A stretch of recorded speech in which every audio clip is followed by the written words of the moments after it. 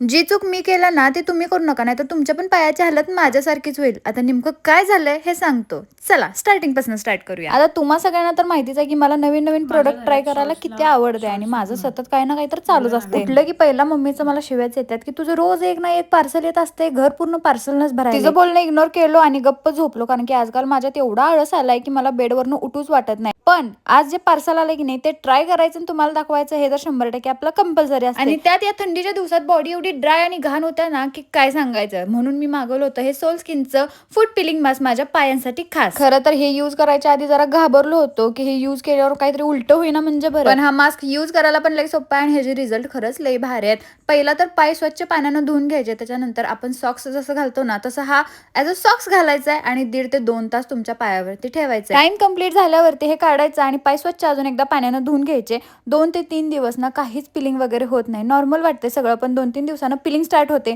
आणि मला पण आधी वाटत होतं की हे लई पेनफुल असेल आणि लई दुखल, पण खरं सांगू असं काहीच झालं. आणि हो, हा मास्क अमेझॉन वरती पण अवेलेबल आहे, एकदा नक्की खरंच ट्राय करा.